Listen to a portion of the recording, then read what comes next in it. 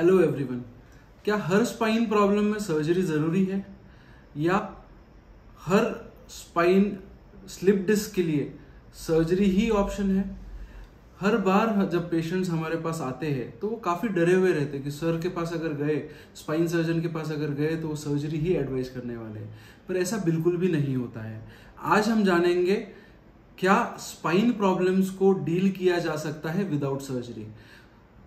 मैं डॉक्टर ईशान नेरकर, मैं ब्रेन और स्पाइन सर्जन हूँ। महाराष्ट्र के नासिक शहर में मैं प्रैक्टिस करता हूँ। तो चलिए दोस्तों, आज बात करते हैं स्पाइन ट्रीटमेंट विदाउट सर्जरी। तो सबसे इम्पॉर्टेंट पॉइंट मैं जो यहाँ पे मेंशन करना चाहूँगा कि almost 90% will never require surgery. 90% patients को कभी भी सर्जरी की ज़रूरत नहीं पड़ती है। ऑलमोस्ट 100% पेशेंट्स में स्पाइन की प्रॉब्लम, कभी ना कभी बैक पेन होता है, कभी ना कभी सियाटिका होता है, हाथों पैरों में झुंझुनाहट महसूस होती है। Over the period of time almost 100% patients में ये कभी ना कभी देखा जाता है। पर क्या हर एक को सर्जरी ज़रूरी है? तो 100% नहीं, 90% पेशेंट्स में बिना सर्जरी का काम होता है। तो देखेंगे क्या तरीके हैं ये करने के, क्या तरीकों से हम इन चीज़ों पे ट्रीटमेंट कर सकते हैं। सबसे इम्पॉर्टेंट और सबसे महत्वपूर्ण और बड़ा रोल प्ले करता है फिजियोथेरेपी। स्पाइनल प्रॉब्लम्स में usually it is a team work. एक स्पाइन स्पेशलिस्ट होता है और एक फिजियोथेरेपिस्ट होता है। Physiotherapy plays an equal and important role जब स्पाइन प्रॉब्लम्स को ट्रीट करना होता है। अगर फिजियोथेरेपी ढंग से की जाए, अगर फिजियोथेरेपी रेगुलरली की जाए, अगर पूरा कंसंट्रेशन से पूरा जोर लगा के अगर फिजियोथेरेपी की कर पाएंगे तो सर्जरी की नौबत आने ही नहीं वाली। बट फिजियोथेरेपी ढंग से होनी चाहिए। अगर फिजियोथेरेपी से सेटल नहीं होता है तो आपके स्पाइन सर्जन जो होते हैं वो आपको सलाह दे सकते हैं कुछ मेडिकेशंस के बारे में। सबसे कॉमन और इम्पॉर्टेंट चीज़ समझना ज़रूरी है कि ओवर द काउंटर मेडिसिन ना ले, प्रॉपर सलाह ले अपने डॉक्टर से कि कौन सी मेडिसिन लेनी है और कौन सी मेडिसिन नहीं लेनी है। कॉमनेस्ट जो होता है, we don't believe in pain killers unless and until सही में ज़रूरत है।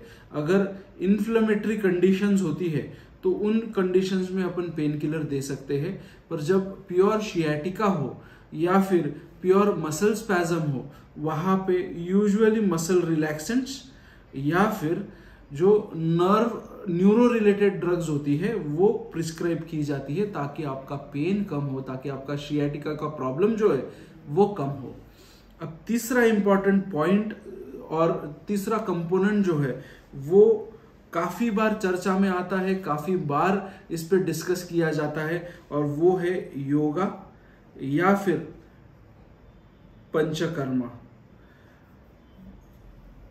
बहुत बार पेशेंट्स आते हैं, अगर बहुत सीवियर प्रॉब्लम ना हो या फिर बहुत ज़्यादा स्टेनोसिस ना हो, बहुत बड़ी स्लिप डिस्क ना हो, पेशेंट को अगर वीकनेस ना हो, अगर पेशेंट को बहुत सारा मैकेनिकल बैक पेन है पर शार्प शूटिंग पेन नहीं है, और एमआरआई करके अपन ने अगर बाकी सब चीज़ें रूल आउट की है जो इम्पॉर्टेंट और प्रॉब्लमेटिक हो सकती है, तो ऐसे पेशेंट्स में योगा और पंचकर्मा एक बहुत इंपॉर्टेंट रोल प्ले करते हैं।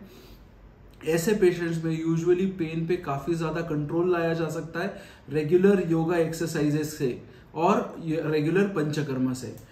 फोर्थ, और यदि आपका ये तीनों फैक्टर्स मिला के भी पेन कम ना हो रहा हो तो आपके स्पाइन स्पेशलिस्ट आपको सलाह दे सकते हैं इंजेक्शन थेरेपी का।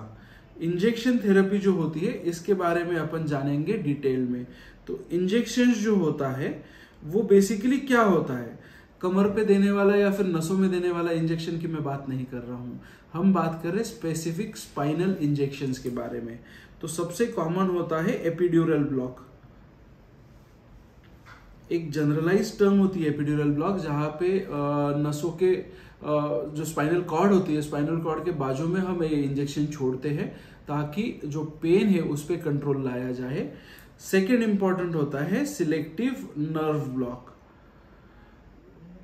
जहाँ पे जिस नस के वजह से आपको पेन हो रहा है उस स्पेसिफिक नस पे अपन एक local injection, local steroid injection रहता है और लोकल एनेस्थेटिक एजेंट रहता है।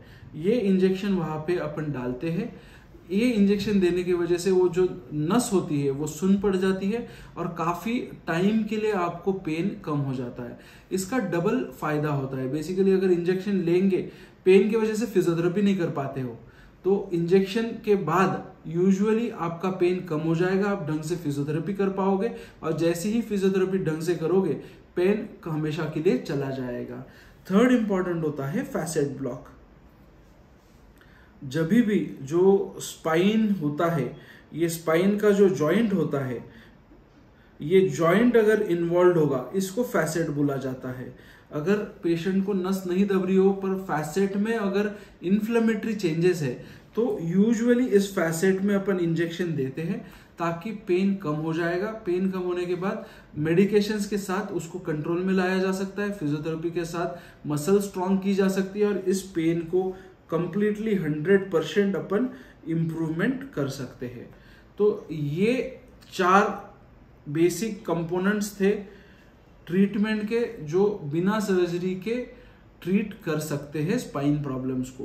पर इन्हों चारों पॉइंट्स को लेने के बाद भी, इन चारों ट्रीटमेंट्स को लेने के बाद भी अगर आपका स्पाइन प्रॉब्लम सॉल्व नहीं हो रहा हो तो ऐसे पेशेंट्स में यूजुअली आपके स्पाइन सर्जन जो है वो सर्जरी का एडवाइस दे सकते हैं।